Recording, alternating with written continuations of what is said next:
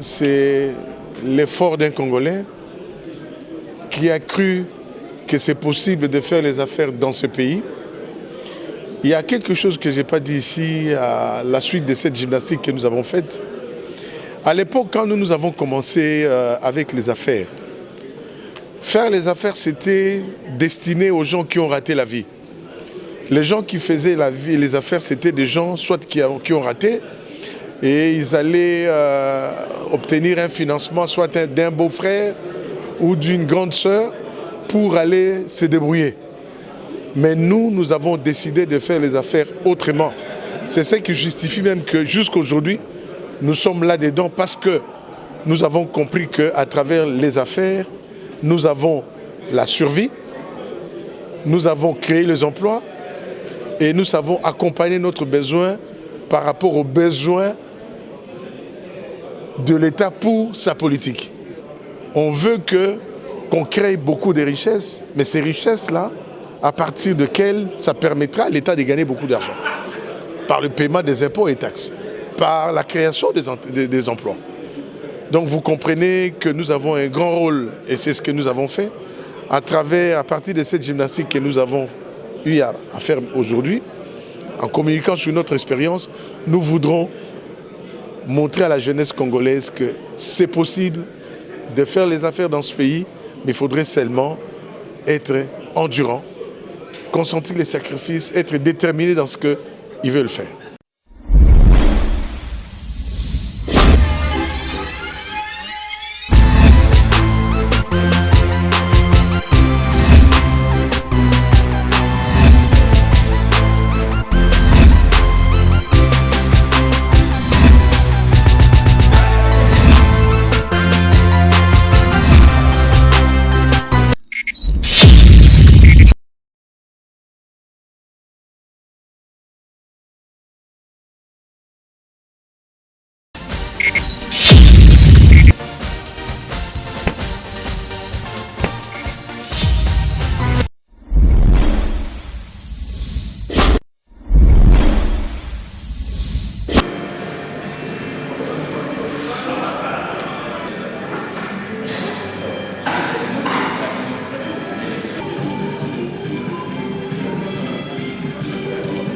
Et les moyens de l'entrepreneuriat congolais.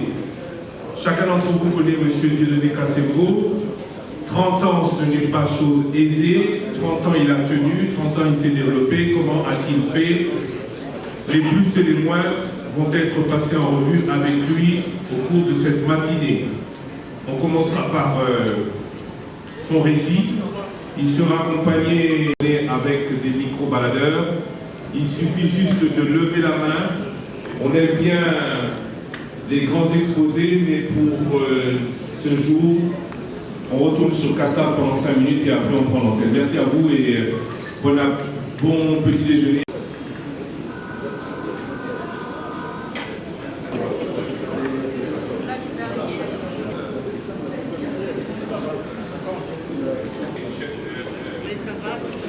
Les images, les gens là.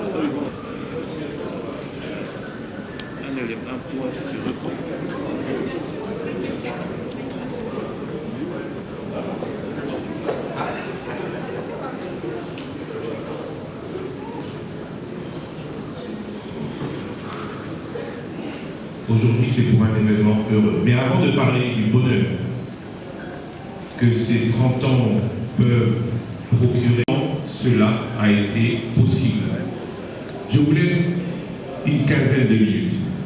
Vous, seul. Nous avons journée des lancements de notre campagne où nous célébrons les 30 ans de la Gécotrans. Comme vous l'avez dit, il y a 30 ans que nous suivrons pour commémorer ces 30 ans. Ça vaut la peine. Ça vaut la peine parce que je me rappelle à ce moment-là, quand j'ai commencé, j'étais seul. J'étais seul.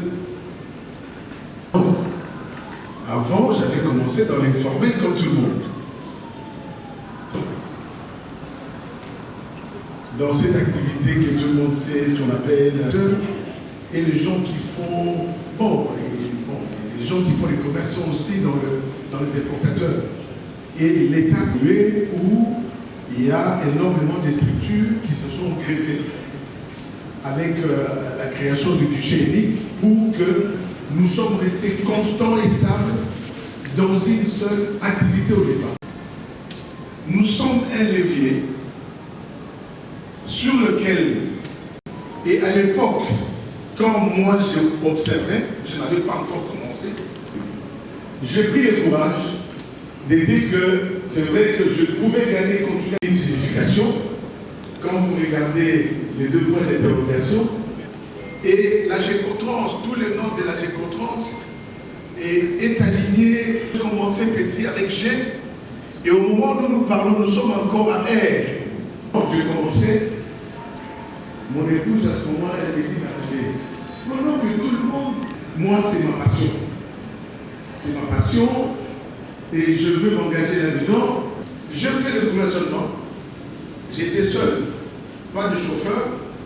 Quand je fais le cloisonnement, et moi-même, j'étais chauffeur, j'étais huissier, j'étais le financier. Il fallait commencer à chercher d'abord la clientèle. Quand j'ai créé, j'ai installé, je n'étais même pas sûr que... Aujourd'hui, on parle de la Gécotrans, ça fait 30 ans. J'écrirai.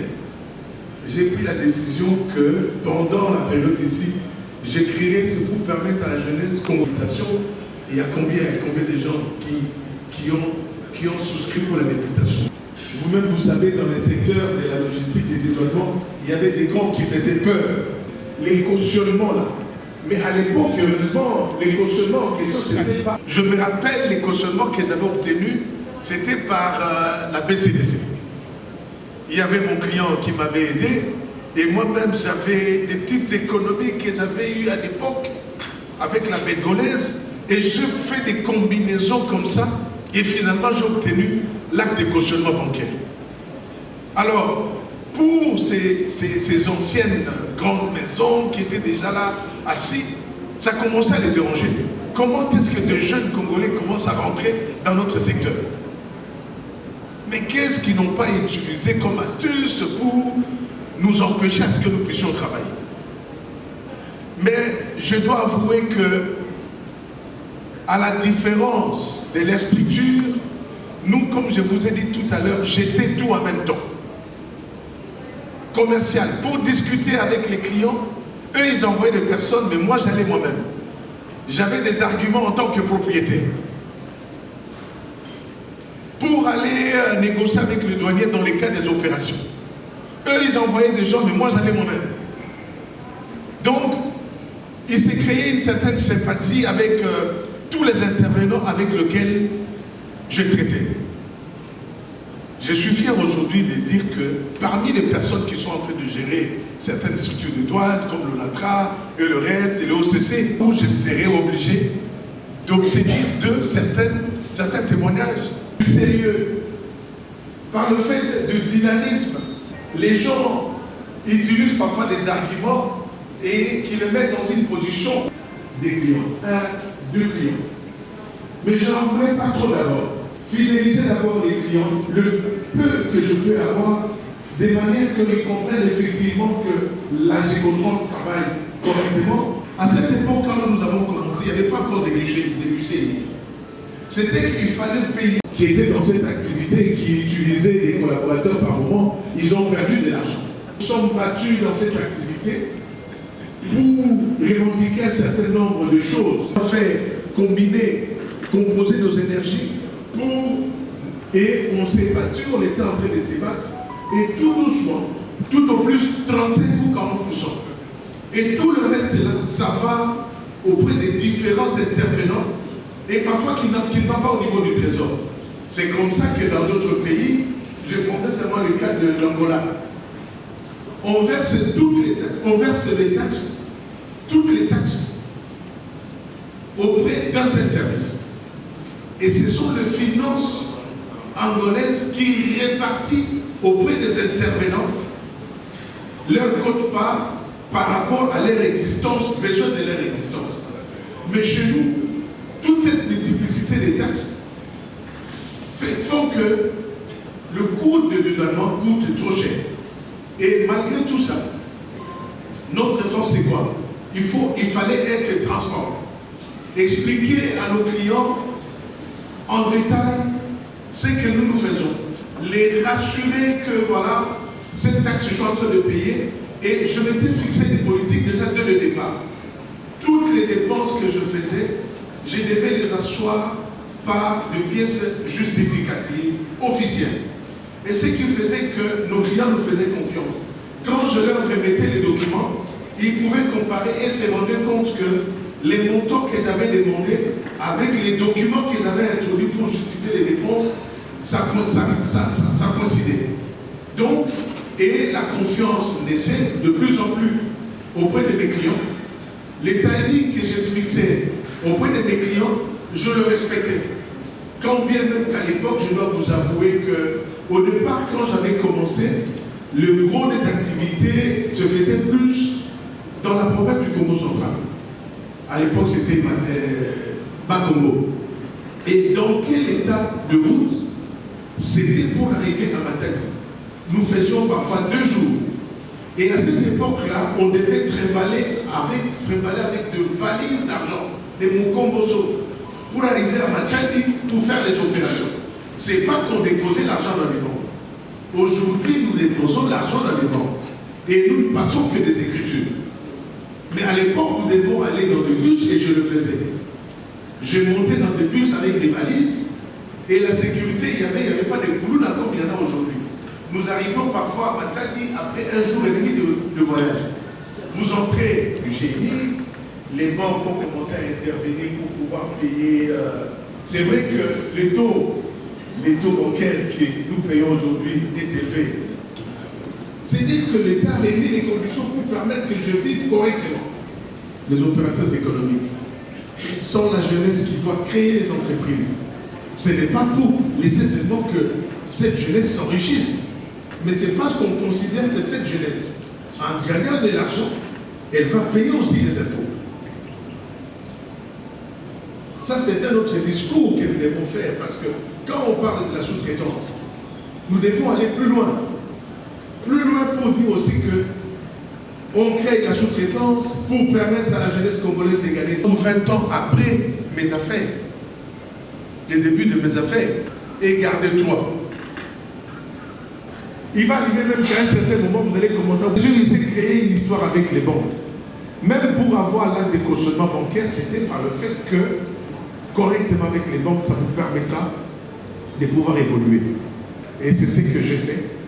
Et c'est grâce à cette stratégie, ça m'a permis de pouvoir, pendant que j'étais là, de faire les cautions, de commencer à investir, à diversifier.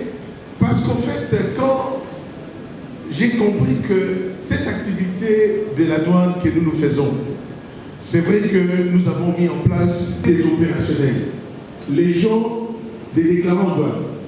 Moi-même connaissant le bon, je dois aussi avoir des gens qui doivent veiller aux intérêts des juristes et qui doivent m'aider dans le contentieux. Et nous avons diversifié. Aujourd'hui, l'hôtel Vivi Palace totalise aujourd'hui 13 ans.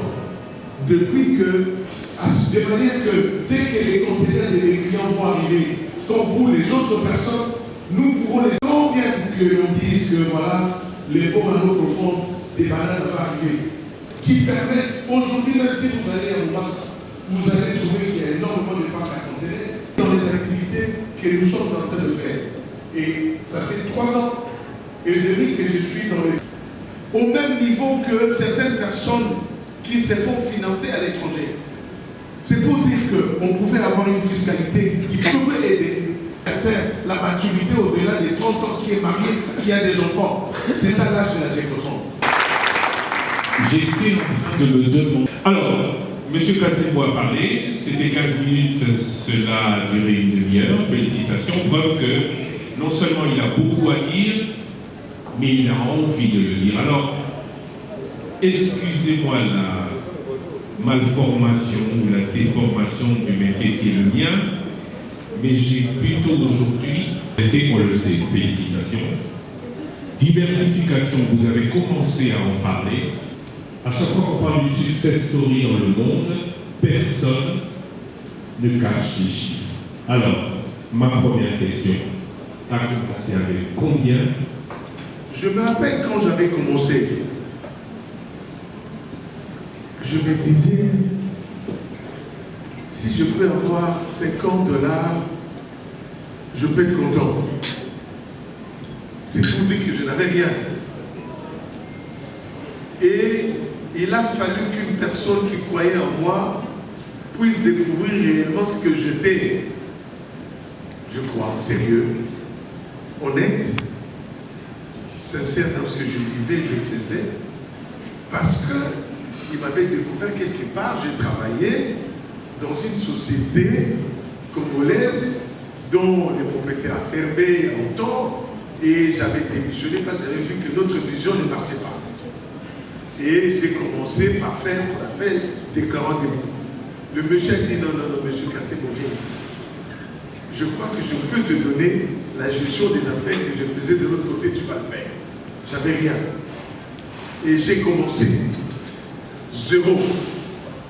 Mais quand j'ai gagné 100, j'ai dit je pouvais économiser 30 ou 40. Parce qu'il y avait tellement de besoins. Sacrifice. Vous savez, je veux le dire, ce que je constate et j'observe. Les jeunes gens, ils passent le temps dans le téléphone pour les futilités. Conçu, vous devez réaliser ce que vous avez conçu et contrôler ce que vous avez. Ça demande beaucoup de temps. Et que eux, parfois, allaient avoir difficile de pouvoir accepter. J'ai disparu. Il m'est arrivé dans la... Mais je vais vous étonner que même aujourd'hui, je ne suis pas encore arrivé à atteindre tous les projets que j'ai dans ma tête. Le bureau de la Gécotrans, c'était 2,2 millions. Je vais vous expliquer. L'avenue du livre. À l'avenue du livre. Je vais vous expliquer. Dans la salle de la Zambie. Et à cette époque-là, c'était First Quantum. Et les business sont grands. Aux étrangers. Aux étrangers. Mais lui, il a dit non. Il y a un Congolais qui a gagné là-bas. J'ai économisé. J'ai investi dans l'hôtel Vivi Palace. J'avais des raisons. Et après, au départ, c'était FPI, dont les représentants est ici dans la salle. Que vous pouvez citer. Oui. Qui? Moi, j'étais hier n'importe qui. J'étais hier n'importe qui. Comme je vais aller ouvrir une banque pour demander aujourd'hui différents projets qu'ils développent, je m'adresse aux banques. Viennent investir dans notre pays parce qu'ils ont besoin des projets. Mais quand vous amenez un projet cohérent, mon collègue Jean-Paul est là, Dambana, mettons 200 000 ou 1 million, lui vous dit que non, c'est marchandise, là ça vaut, ça peut augmenter les salaires. Mais par contre, on doit faire un effort pour comprimer les taxes. Et je vous dis que répondre aux besoins de la société. Merci à vous. Alors vous avez parlé, et je retiens le mot sacrifice. Alors... Je fais mon travail. Je connais mon travail. J'ai mes collaborateurs ici. Il y a celui-là qui est au contentieux, M. Daniel qui est là. Je suis très à l'aise avec le douanier. Le douanier, dans le cadre de son travail qu'il fait, il peut dire qu'il y a une infraction. Mais moi, j'ai dit non, il n'y a pas d'infraction parce que j'ai des arguments. Et nous nous mettons à discuter et finalement, nous allons démontrer au douanier que s'il a raison, il a raison. Si nous avons raison, nous avons raison. Et nous argumentons. Et on s'arrête là. C'est parce que vous ne connaissez pas, c'est que vous ne connaissez pas le code de la route. On vous arrête. Parce que j'ai raison, j'ai des arguments. Vous comprenez? Généralement, les gens qui négligent, qui ne prennent pas le temps pour qu'on avance fait. Vous comprenez? Et puis après, dans le métier, aujourd'hui, les ports de matin, il y a des choses fortes qui sont en train d'être faites. Nous avons suivi, nous tous, on a applaudi. Le chef de l'État a permis à la SCTP, à l'ONATRA, de mettre à la retraite 1250 agents. Parfois, les gens ne comprennent pas ce que ça représente. Vous savez, tout ce que nous payons, on dit toujours les ports de matin, c'est les ports le plus cher en termes de manutention. Les retraités, étant donné qu'on est en train de le mettre à côté. La misère de ses frères et sœurs du Congo. Dans le sens où vous ne les voyez pas dans les deuils, il n'a pas de femme ou de belle famille à lui dire Yo Mokonzi, Yakanabatu. Parce que ça, c'est le terme. Est-ce que vous avez dit tout à l'heure Vous y précisez pourquoi, oui. C'était ça, plus ou moins. On change des amis. Est-ce que cet environnement, pour le Congolais, est une difficulté par rapport à l'investisseur étranger? Vous avez des amis, des frères, vous avez des collaborateurs. Et même par moment, ce que vous dites, ça ne se limite pas seulement au niveau de l'employeur. Les 100 personnes, sur les 100 personnes, parfois il n'y a qu'une dizaine qui travaillent. C'est personnel. Et qui sont mal interprétés. Mais vous savez, quand vous dites du président de la République, quand il est en train de vouloir gérer des personnes qui vivent avec handicap, la chaîne des valeurs, cela ne veut pas dire que tout était rose. J'ai passé des moments difficiles. Mais quand j'ai grandi, je peux me permettre de réécouter. C'est comme pour dire que, par exemple, toutes ces grosses boîtes, elles sont entourées de jeunes Congolais, des ingénieurs. Aujourd'hui, vous avez des moyens. Vous pouvez vous permettre de dire que non, je peux prendre un consultant étranger. Et ces consultants étrangers vous permettra de pouvoir vous améliorer, de réaliser encore plus de profits qu'avant. Monsieur Dieudonné Kaseko, félicitations. 30 ans dans ces domaines des douanements et des frais internationales avec Gécotrans, il faut le faire. Des bureaux partout en République démocratique du Congo, avec plus de 200 employés, dont plus des 60 à Kinshasa. Curieusement, dans la province du Kwilu, ex-Bandundu, Gécotrans n'a presque pas d'activité. Comment expliquez-vous cela? Et deuxièmement, dans toutes les provinces où Gécotrans exerce, quelle est la province qui paye beaucoup plus? Merci. Alors, je vais poser la question à M. Dieudonné Kassembo. Aujourd'hui, les chiffres d'affaires de Gécotrans, 30 ans après, est de combien? Qu'est-ce que vous faites? Parce que vous avez commencé avec beaucoup de difficultés. Qu'est-ce que vous faites pour aider la jeunesse à comprendre qu'il faut entreprendre, il faut aller dans ce sens? Bonjour à l'assistance, je suis président membre du canal numérique télévision et je mets également des informations en ligne sur la chaîne YouTube Congo Channel. Alors, ma première question, c'est de savoir, peut-on réussir seul dans cet environnement qu'est la République démocratique du Congo? À vous entendre parler, on est un peu malade, surtout lorsque on sait qu'il y a quand même de jeunes entrepreneurs qui peinent à sortir de leur bourbier pour essayer d'investir, alors que vous êtes là, vous êtes des expériences, et que la République démocratique du Congo ne fait pas comme d'autres pays. Je prends un exemple, par exemple, quand nous observons des Indo-Pakistanais, des Libanais, qui ont une idée d'investir ensemble et ils réussissent. Mais à voir les jeunes investisseurs congolais, il n'y a pas une classe émergente dans ce domaine. Et puis, ma troisième question. Deuxième. Bon, j'ai un peu pris à la volée. Investir seul, qu'est-ce que ça veut dire? Investir seul et réussir. Quand on sait que vous pouvez être une pièce centrale, mais après, vous avez besoin d'une équipe qui vous booste, qui vous accompagne afin de pouvoir réussir et que vos collaborateurs peuvent ne pas s'investir de vos idées pour pouvoir suivre votre exemple et réussir par après. Ou simplement, on veut garder la main mise sur son investissement, sur ses affaires et ne pas permettre aux autres de vous soumettre à une concurrence réelle. Et souvent, pour des produits qui doivent aller là-bas, nous les donnons à partir des Matadi ou des Kinshasa. La meilleure province? La meilleure province, aujourd'hui, c'est en fonction du nombre de clients qu'il y a. Je dois avouer que c'est le Congo, non, c'est Kinshasa. Partie du Congo. Votre chiffre d'affaires? Bon, là, en fait, je crois que c'est pas que je veux éviter cela. S'ils veulent réussir dans les affaires, n'est-ce pas? Oui, voilà. C'était ça. Non, oui, la question c'était est-ce que vous la soutenez? Est-ce que vous soutenez vraiment cette jeunesse? Nous soutenons, comment la soutenez-vous? Nous soutenons la jeunesse parce qu'en fait, c'est que nous faisons d'abord.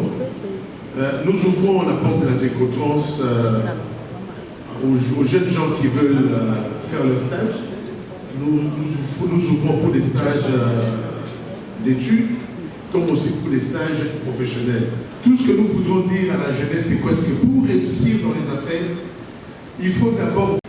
Et vous ne permettez pas, je vais aller plus loin que lui, à d'autres de réussir à partir... C'est dire que, d'abord, dans le terme de réussite, il faut bien faire... C'est quelqu'un qui veut vouloir s'adjoindre à celui qui a réussi pour avancer.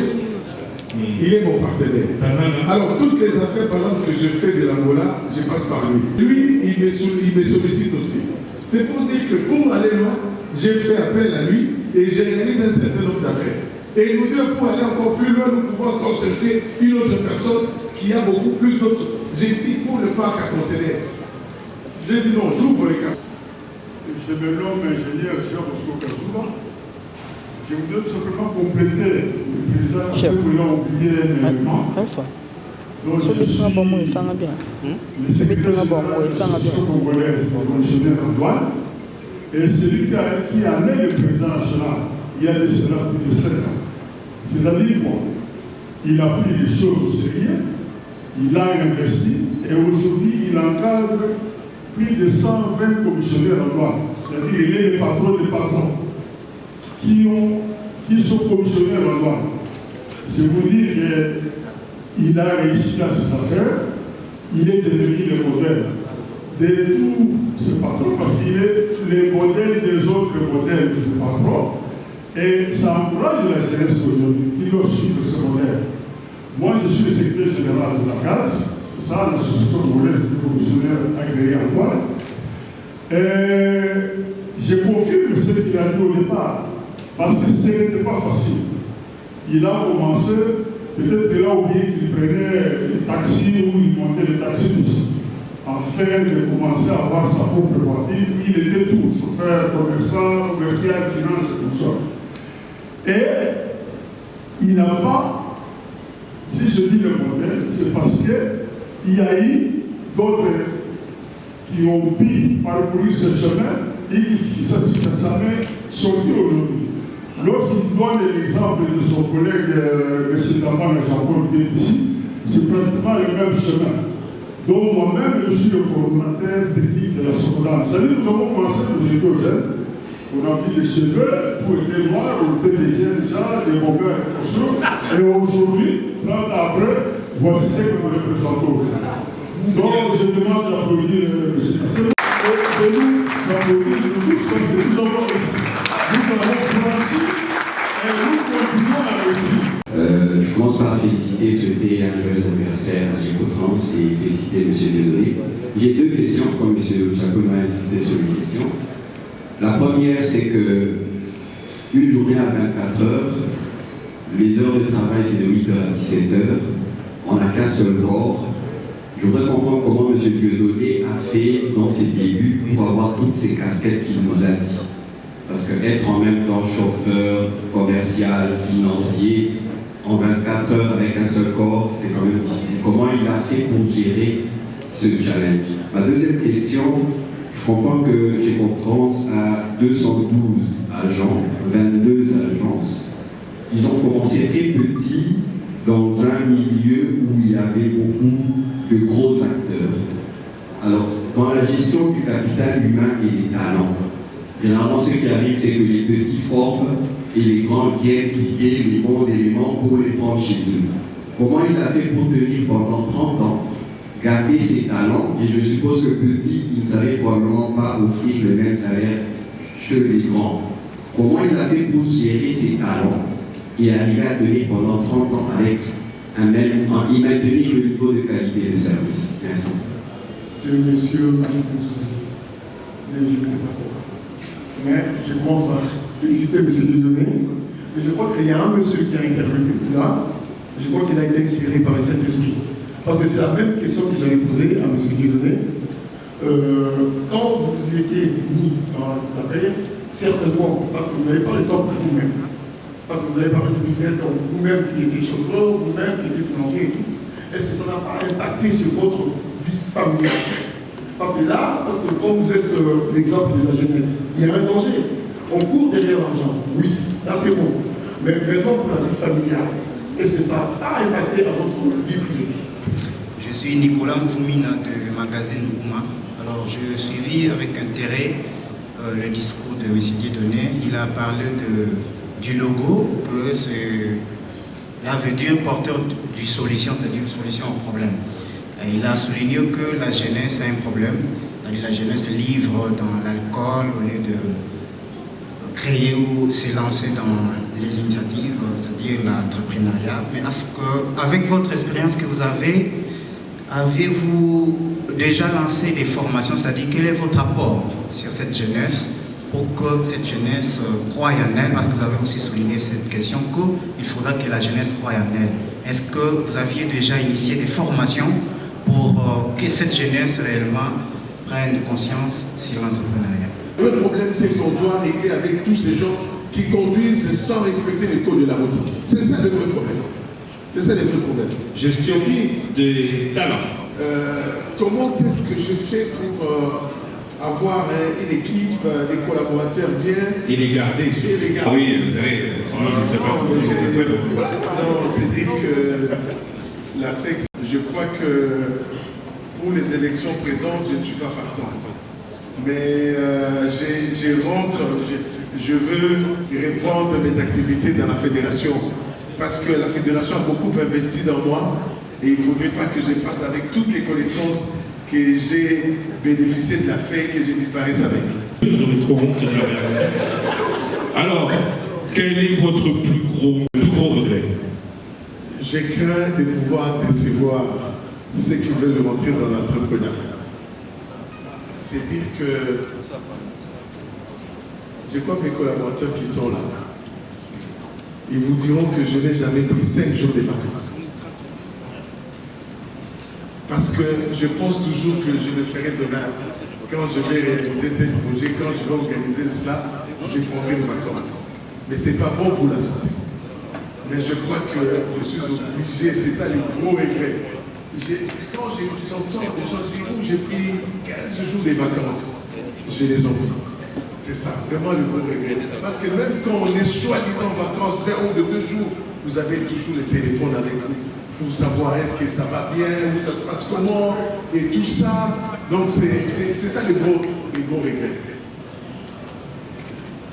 Ma joie, ce n'est pas du matériel. Je dis qu'un des enfants d'un de mes agents soit a obtenu son diplôme ou bien a fini ses études universitaires.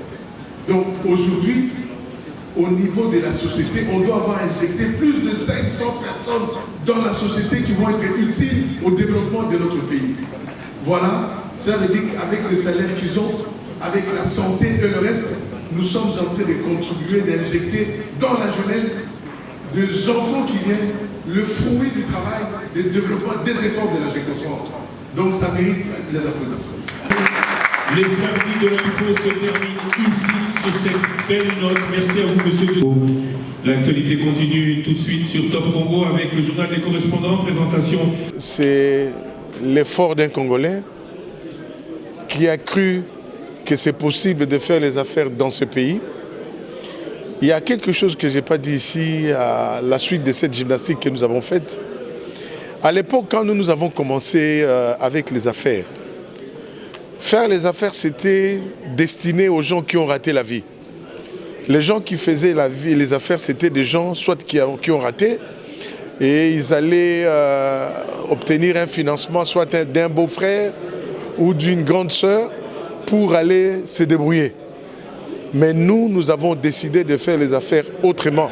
C'est ça qui justifie même que jusqu'à aujourd'hui, nous sommes là-dedans parce que nous avons compris qu'à travers les affaires, nous avons la survie, nous avons créé les emplois et nous savons accompagner notre besoin par rapport aux besoins de l'État pour sa politique. Cela veut dire que, entre autres, nous payons les taxes et impôts. C'est dire que quand l'État se bat, c'est pour dire qu'on doit créer beaucoup d'emplois, on doit créer qu'il y ait beaucoup d'entreprises. C'est vrai, on veut qu'on crée beaucoup de richesses, mais ces richesses-là, à partir de quelles ça permettra à l'État de gagner beaucoup d'argent par le paiement des impôts et taxes. par la création des emplois. Donc vous comprenez que nous avons un grand rôle, et c'est ce que nous avons fait, à partir de cette gymnastique que nous avons eu à faire aujourd'hui. En communiquant sur notre expérience, nous voudrons montrer à la jeunesse congolaise que c'est possible de faire les affaires dans ce pays, mais il faudrait seulement être endurant, consentir les sacrifices, être déterminé dans ce qu'ils veulent faire. Les mois prochains, nous allons inaugurer le parc à conteneurs de Pozo. C'est un grand parc de 3 hectares et lequel permettra à désengorger les ports de Matadi. Le port de Matadi, c'est un port de transit, mais nous allons travailler pour permettre que les ports ne puissent pas se remplir. Cela veut dire que dès que les marchandises et les conteneurs arrivent, on les sort et les ports continuent à fonctionner correctement. C'est ça le rôle des hommes d'affaires, c'est quoi? Répondre aux besoins de la société. Et après le parc d'Impozo, nous allons faire la pose de la première pierre de l'usine de Mavuma. Ça sera au début de l'année prochaine. Une usine qui sera une réponse aux besoins des infrastructures. Parce que vous voyez toutes les routes qui sont faites en terre. Mais là, nous allons travailler pour que demain, nous-mêmes, le Congo, nous puissions faire les routes avec les bitumes que nous allons produire localement. 30 ans après, comment jugez-vous le climat des affaires ici? Il y a des choses à faire. Il y a des choses à faire parce que quand on parle des climats des affaires, il n'y a pas seulement que l'État qui doit faire. Nous qui sommes les bénéficiaires, nous devons aussi profiter, n'est-ce pas, nous saisir de tout ce que l'État fait à notre faveur. Par moments, les gens sont dans la distraction. Allez-y demander aux gens quelles sont les actions qui ont été menées pour améliorer les climats des affaires. Beaucoup ne font pas. Parce qu'il ne faudrait pas attendre qu'on fasse et puis qu'on vous tire par le bras pour vous dire allez profiter des avantages que l'État a fait.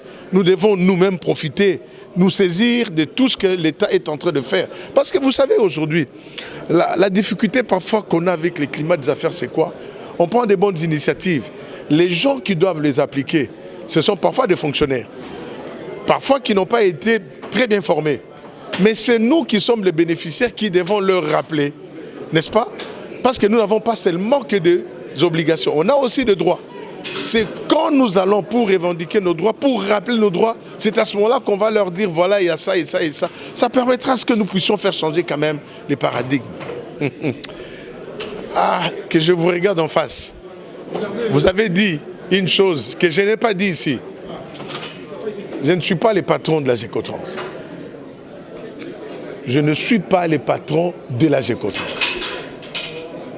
Je suis aussi confié. Donc c'est ce qui fait que je continue à évoluer parce que j'ai peur, je regarde toujours celui qui est le propriétaire. Merci.